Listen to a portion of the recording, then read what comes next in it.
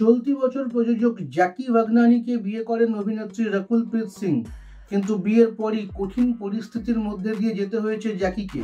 শোনা গিয়েছিল তার কোম্পানিতে কর্মী ছাঁটাই করা হয়েছে এবং 7তলা অফিস বাড়িটিও বিক্রি করা হয়েছে। এই কঠিন আর্থিক ক্ষতিতে কিভাবে মানিয়ে নিলেন নায়িকা রকুল স্বীকার করেছেন যে তাদের বড় আর্থিক ক্ষতি হয়েছে, কারণ একের পর এক ছবি মুখ থুবড়ে পড়েছে। তবে বাকি প্রকাশিত তথ্য ভুয়ো বলে উড়িয়ে দিয়েছেন তিনি। রকুল বলেন, করোনা পরিস্থিতির পরে কঠিন পরিস্থিতির সম্মুখীন হতে হয়েছিল, সবটাই সামনে থেকে দেখেছি, কিন্তু সময় তো সবার এক যায় না। তিনি যোগ করেন, অমিতাভ বচ্চনও একবার আর্থিক সমস্যায় পড়েছিলেন।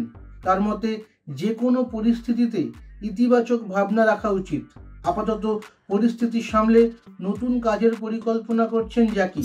শোনা গিয়েছে অফিস বাড়ি বিক্রি হওয়ার খবরটি ভুল, নতুন করে সাজানো হচ্ছে তার অফিস, তাই আপাতত সেই অফিসে কেউ বসছেন না। ক্লাস 7 থেকে 12 পর্যন্ত ছাত্রছাত্রীদের জন্য Edubhaban online education app Google play store থেকে ফ্রিতে ডাউনলোড করো, লিংক ডেসক্রিপশনে।